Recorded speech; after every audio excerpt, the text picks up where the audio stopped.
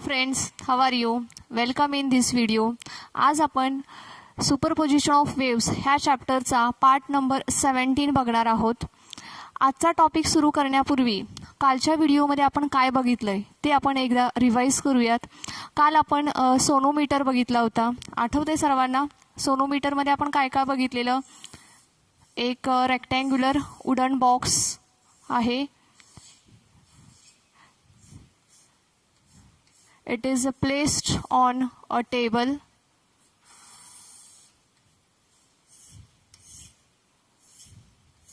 ठीक आहे, rectangular wooden box आहे. ह्याला साऊंड बॉक्स असं देखील म्हटलं जातं. एका टेबलवरती आपण ठेवलेलं आहे. दोन ह्याच्यामध्ये ब्रिजेस आहेत, P and Q. अशा पद्धतीने ते बघा प्लेस केलेले आहेत. ह्याला नावं देऊयात आपण P and Q. Okay, now these two bridges are movable. हे दोनही ब्रिजेस मूव्ह होऊ शकतात. सोनोमीटरच्या एका बाजूला आपण एक स्ट्रिंग फिक्स केलेली आहे आणि ह्या स्ट्रिंगला ह्या दोन ब्रिजेसवरून पास करून इथे एक पुल्ली आहे. ह्या पुल्लीवरून आपण खाली अशी हिला सोडलेली आहे. ह्या स्ट्रिंगला खालच्या बाजूला आपण इथे वेट लावलेलं आहे बघा. Due to this weight the tension is produced in the string. ठीक आहे, ह्या दोन ब्रिजेसच्या मध्ये एक मिनिमम डिस्टन्स आपण ठेवलेला आहे आणि त्याच्यावरती एक आपण पेपर रायडर ठेवलेला आहे. राईट, ज्यावेळेस आपण एखादा ट्युनिंग फोर्क घेतो, let us assume that the tuning fork is having frequency n. so frequency n असलेला ट्युनिंग फोर्क आपण घेतलेला आहे आणि तो इथे व्हायब्रेट करून ठेवलेला आहे किंवा असं धरला आपण, तर काय होईल? The string will start to vibrate with its natural frequency. त्याच्यानंतर आपण P आणि Q मधलं डिस्टन्स थोडंसं चेंज करतोय so that the natural frequency of the string get matches with the frequency of the tuning fork. ठीक आहे, आता ह्या ज्यावेळेस ह्या दोनही फ्रिक्वेन्सी एकमेकांना मॅच होतील, सेम होतील, त्यावेळेस काय होईल? तर हा जो पेपर रायडर आहे it gets thrown off from the स्ट्रिंगवरून हा जो पेपर रायडर आहे तो काय होईल? फेकला जाईल. का? Because at the resonance the string is vibrates with the maximum amplitude. रेझोनन्सची कंडिशन अशी आहे की त्यावेळेस त्या स्ट्रिंगची ॲम्प्लिट्यूड ही मॅक्सिमम असते आणि ॲम्प्लिट्यूड मॅक्सिमम आहे, त्यामुळे हा जो पेपर रायडर आहे स्ट्रिंगवरती ठेवलेला तो व्हायब्रेशनमध्ये काय होतोय? बाहेर असा फेकून दिला जातोय. So this is the condition of the resonance. त्यावेळेस आपण असं म्हणू शकतो की आता इथं रेझोनन्स तयार झालेला आहे. सो त्यावेळेस ह्या ब्रिजेसमधली जी लेंथ आहे त्याला आपण L असं म्हणणार आहोत. So AB is the vibrating length. ठीक आहे, आपण त्याला काय म्हणणार आहोत? व्हायब्रेटिंग लेंथ असं म्हणणार आहोत. नाव इथे खाली जे आपण वेट लावलेला आहे, जे लोड लावलेला आहे, दिस कॅन बी चेंज. हा लोड आपण चेंज करू शकतो. As we change the load the tension produced in the string is gets changed. जसं आपण लोड चेंज करू तसं काय होणार आहे? तर स्ट्रिंगमध्ये जे टेन्शन तयार होतं ते टेन्शन देखील चेंज होत असतं. ह्याच्यानंतर आपण बघितला होता the sonometer can be used to verify the laws of the vibrating string. Vibrating string चे एकूण 3 लॉज आहेत. The laws of length, laws of tension and laws of linear density. असे 3 लॉज आहेत. So sonometer can be used to verify that 3 laws. त्याच्यापैकी आपण पाठच्या व्हिडिओमध्ये बघा फर्स्ट लॉचं व्हेरिफिकेशन आपण बघितलेलं. आठवतंय तुम्हाला सर्वांना? आपण ह्याच्यामध्ये काय केलेलं? आपण ह्याच्यामध्ये वेगवेगळ्या फ्रिक्वेन्सीज घेतलेल्या, N1, त्याच्यानंतर N2, N3 अशा वेगवेगळ्या फ्रिक्वेन्सीज घेतल्या होत्या. हा जो टेन्शन आहे हे tension and mass per unit length आपण कॉन्स्टंट ठेवलं होतं. राईट, आणि मग आपण वेगवेगळ्या फ्रिक्वेन्सीसाठी काय केलं होतं? तर व्हायब्रेटिंग लेंथ मेजर केली होती, that is L1, L2, L3. ठीक आहे. म्हणजे ज्यावेळेस N1 ही फ्रिक्वेन्सी असते त्यावेळेस व्हायब्रेटिंग लेंथ असेल L1. N2 ह्या व्हायब्रेटिंग फ्रिक्वेन्सीसाठी व्हायब्रेटिंग लेंथ असेल L2. आणि मग आपण त्याच्यावरून ह्याच्या रिडिंगवरून आपण ऑब्झर्वेशन करून असं कन्क्लुजन काढलेलं की N1 L1 is equals to N2 L2 is equals to काय आहे, कॉन्स्टंट आहे. दॅट मीन्स काय, तर NL इज इक्वल्स टू काय आहे, कॉन्स्टंट आहे. And if NL is a constant that means N is inversely proportional to the length. ठीक आहे. So from this we can say that with the help of sonometer the first law of vibrating string is verified. ठीक आहे. So एवढा भाग आपण कालच्या व्हिडिओमध्ये बघितलेला आहे. आज आपल्याला काय करायचं आहे, त्याच्या पुढचा भाग बघायचा आहे. That means we have to see the verification of the second law of vibrating string. ठीक आहे. सो आपल्याला काय करायचं आहे, सेकंड लॉचं व्हेरिफिकेशन आपल्याला बघायचं आहे.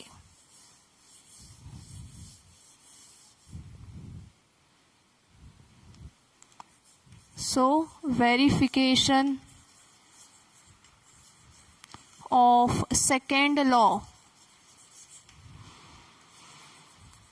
of vibrating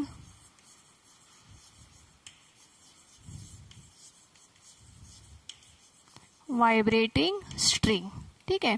आता सेकंड लॉ सर्वांनाच माहीत आहे की दी फंडामेंटल फ्रिक्वेन्सी कशी आहे, fundamental frequency is directly proportional to the square root of tension. हा लॉ आपल्याला माहीत आहे, आपण ऑलरेडी शिकलेलो आहोत. ठीक आहे.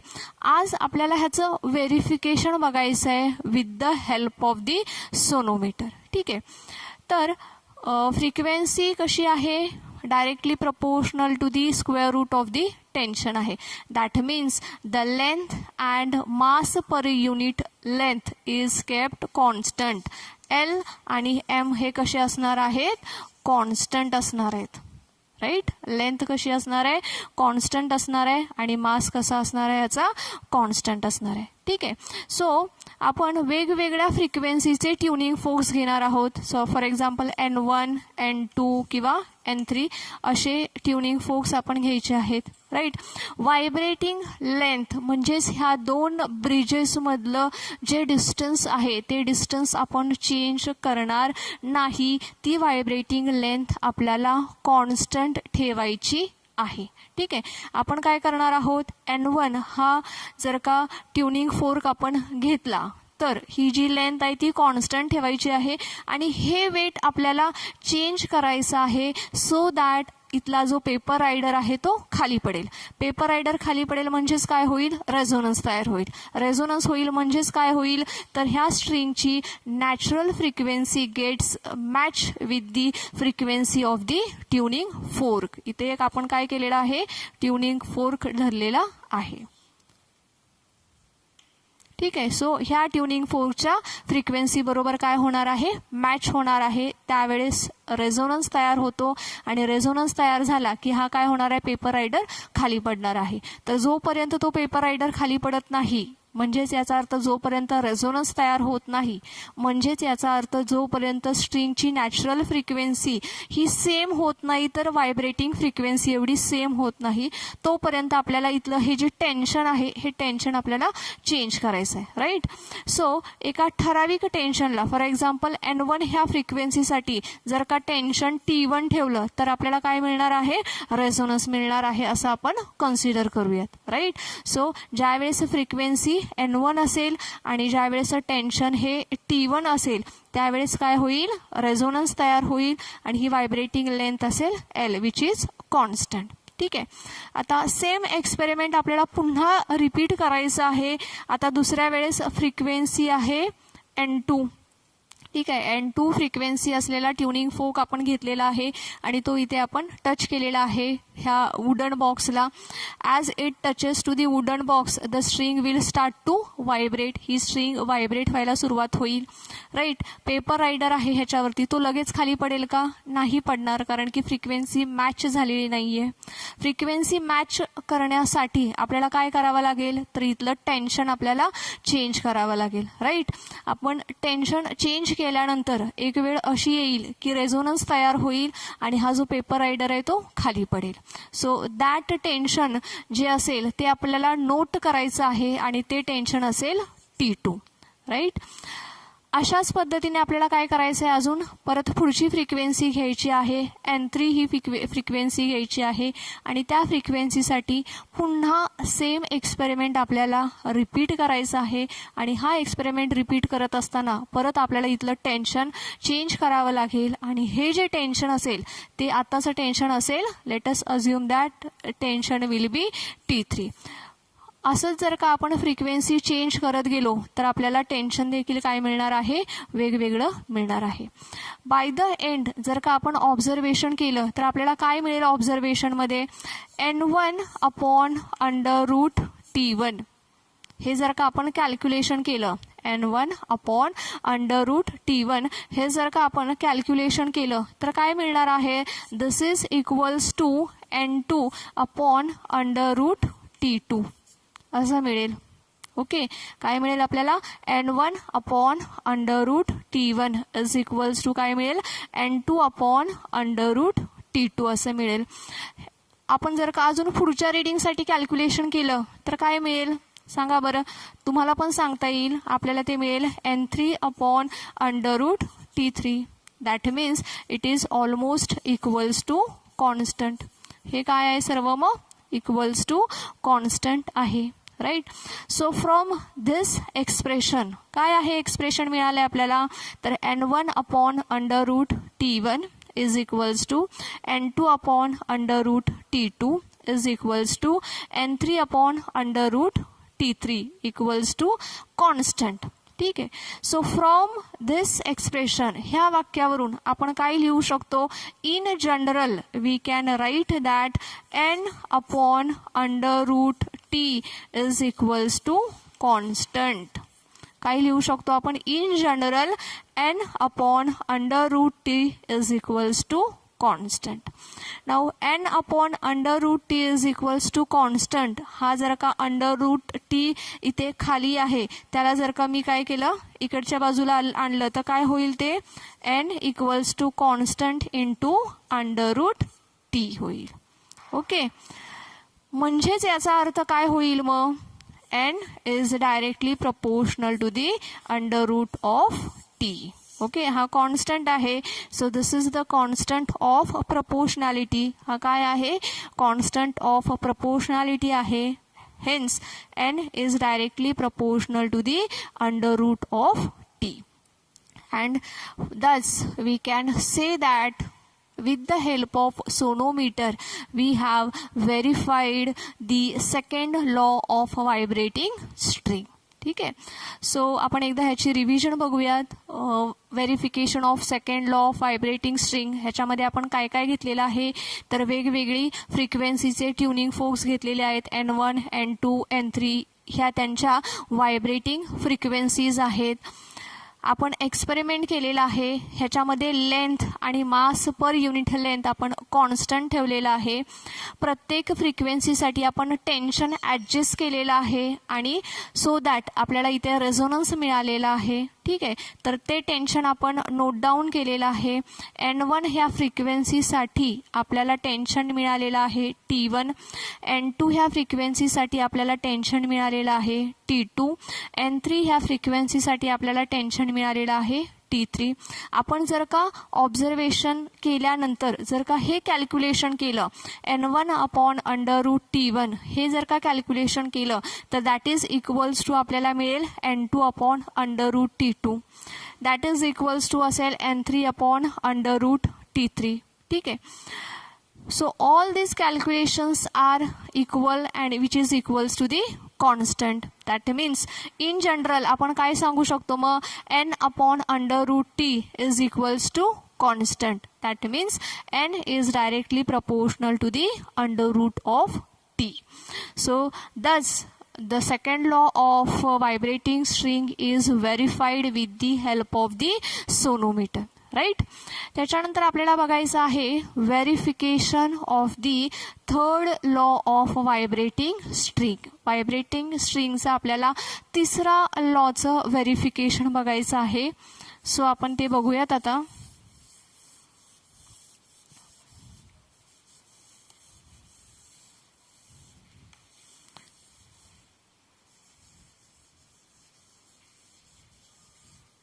So verification of third law,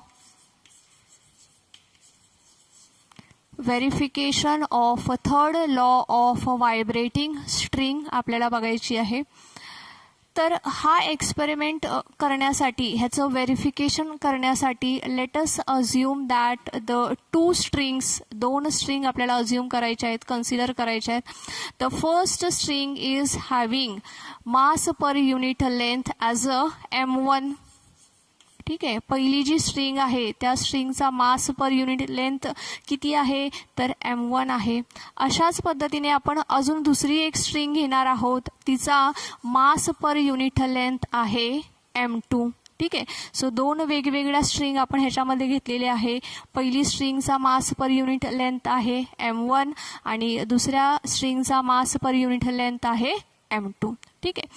आता एक्सपेरिमेंट करण्यासाठी आपण एक ट्युनिंग फोक घेणार आहोत की ज्याची फ्रिक्वेन्सी आपण कन्सिडर करूया. It is having frequency as a N1. ठीक आहे. सो ट्युनिंग फोर्क व्हायब्रेट करून आपण हा जो साऊंड बॉक्स आहे एका साईडला ह्या साऊंड बॉक्सला आपण टच करणार आहोत. As the tuning fork touch to this sound box, the string will start to vibrate. String काय होणार आहे, व्हायब्रेट व्हायला सुरुवात होणार आहे. आता व्हायब्रेटिंग स्ट्रिंगचा थर्ड लॉ काय आहे आठवतोय का सर्वांना? आपला फॉर्म्युला काय आहे, n is equals to 1/2L √T/m. ठीक आहे. That means the fundamental frequency is inversely proportional to the mass per unit length. मग ह्याच्यामध्ये लेंथ आणि टेन्शन हे कसं आहे, कॉन्स्टंट असणार आहे. Right. L and tension is constant. तुमची लेंथ आणि जे टेन्शन असणार आहे ते कॉन्स्टंट असणार आहे. दॅट मीन्स हे जे टेन्शन आहे हे कसं ठेवायचं आहे तुम्हाला, जो लोड आहे तो तुम्हाला कॉन्स्टंट ठेवायचा आहे. व्हायब्रेटिंग लेंथ देखील कॉन्स्टंट राहणार आहे.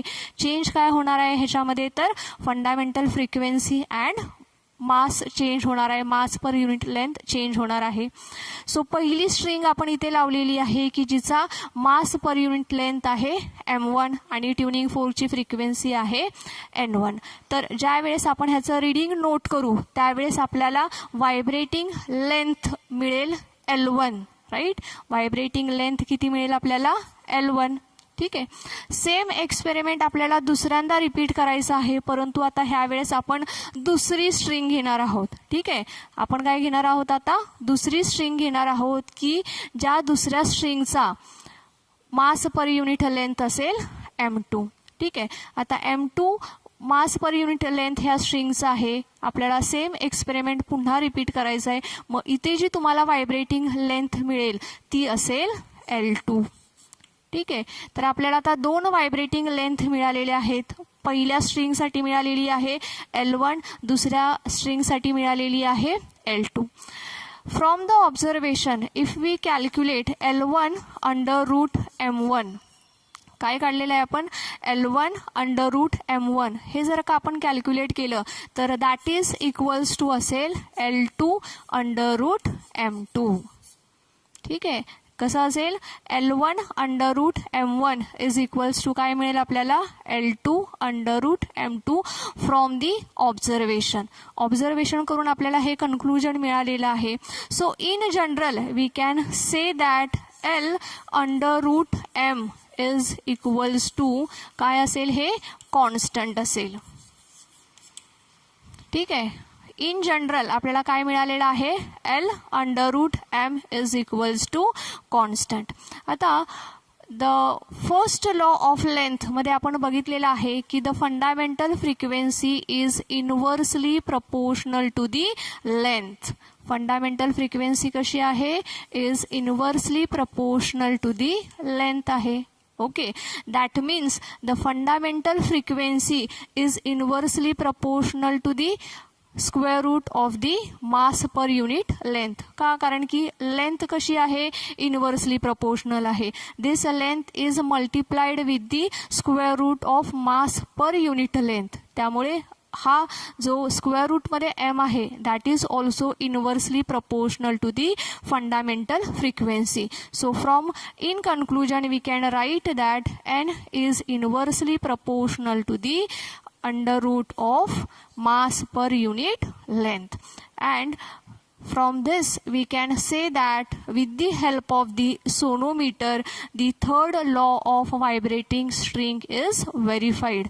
आणि अशा पद्धतीने आपण वायब्रेटिंग स्ट्रिंगचा तिसरा लॉ, थर्ड लॉ जो आहे त्याचं आपण व्हेरिफिकेशन बघितलेलं आहे. स्टुडंट्स, लेट अस रिवाइज दिस व्हेरिफिकेशन.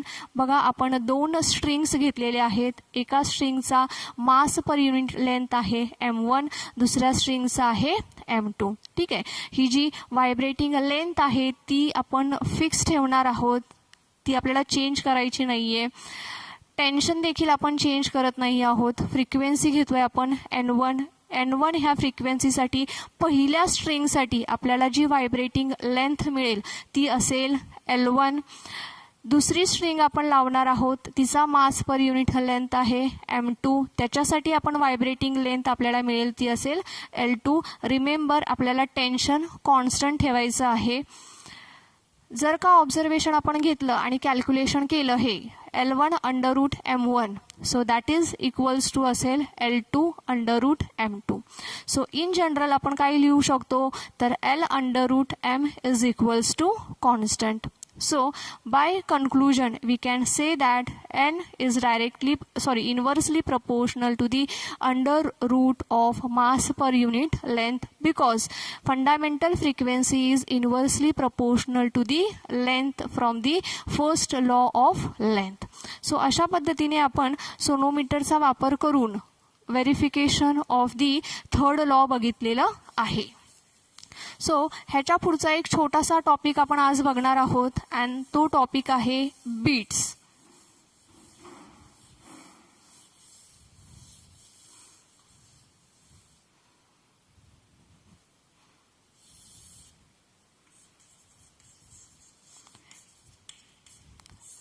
बीट्स बघायचे आहेत बघा. There are 2 sound waves, 2 sound waves आहेत. When these 2 sound waves superimpose each other, 2 sound waves काय होत आहेत, सुपर इम्पोज होत आहेत. Both the sound waves are having same amplitude but slightly different frequencies. त्यांची ॲम्प्लिट्यूड कशी आहे, same आहे, परंतु फ्रिक्वेन्सी कशी आहे, थोडीशी त्याच्यामध्ये चेंज आहे, स्लाइटली डिफरन्स आहे. Both waves are travelling along the same direction. ह्या दोनही वेव्स कशा ट्रॅव्हल होत आहेत, तर along the same direction. So the resultant sound wave, ही जी रिझल्टंट साऊंड वेव्ह आहे, it varies in intensity periodically with time. ह्याची जी इंटेन्सिटी आहे that intensity of sound wave varies periodically with time. टाईमसोबत, वेळेसोबत जी इंटेन्सिटी आहे ती इंटेन्सिटी काय होते, ह्याची चेंज होते, व्हेरी होते. So this phenomenon is called as the production of beats. ह्याला काय म्हणतोय आपण, प्रोडक्शन ऑफ बीट्स असं म्हणतोय. पुन्हा एकदा रिपीट करते मी फिनॉमिना. 2 साऊंड वेव्ज आहेत, दोनही साऊंड वेव्हची ॲम्प्लिट्यूड सेम आहे. There is a slight difference in a frequency, थोडासा फ्रिक्वेन्सीमध्ये डिफरन्स आहे. Both waves are travelling along the same direction and get superimpose each other. आता ही जी नवीन वेव्ह तयार होते, दिस न्यू साऊंड वेव्स, ह्याची जी इंटेन्सिटी आहे, this intensity varies periodically with the time. ह्याची इंटेन्सिटी चेंज होते, पिरियॉडिकली चेंज होते. So this phenomenon is called as the production of beats. Right. Now when the intensity is maximum, ज्यावेळेस intensity ही maximum असते त्याला आपण म्हणतो वॅक्सिंग. राईट. ह्या ठिकाणी काय आहे, इंटेन्सिटी मॅक्सिमम आहे, that is called as the waxing. When the intensity is minimum that is called as waning, त्याला काय म्हणतो आपण, वॅनिंग म्हणतो. सो इंटेन्सिटी इथं मॅक्सिमम आहे, इंटेन्सिटी इथे काय आहे, मिनिमम आहे. So this is waxing, this is waning. So एक वॅक्सिंग आणि त्याच्या सक्सेसिव्ह, त्याच्या शेजारचा वॅनिंग, ह्या दोघांपासून एक बीट तयार होत असतो. ठीक आहे. वॅक्सिंग आणि वॅनिंग ह्याच्यापासून काय तयार होणार आहे, एक बीट तयार होणार आहे. बीट फ्रिक्वेन्सी आपल्याला बघायची. What is mean by beat frequency? The number of beats heard per second. एका सेकंदामध्ये तुम्हाला किती बीट्स ऐकू येत आहेत, किती बीट्स तयार होत आहेत, that is called as the beat frequency. त्याच्यानंतर आपल्याला बघायचं आहे beat period. Beat period means the time interval between the two successive waxing or two successive waning is called as the time period of beat. त्याला काय म्हणणार आहोत आपण, time period of beat. So these topics are related with the beats. ह्याला आपण एकदा revise करूया. Beat means when the two sound waves having same amplitude but slightly different frequency superimpose each other. So the resultant sound wave is varies periodically with time. So this phenomenon is called as the production of beats.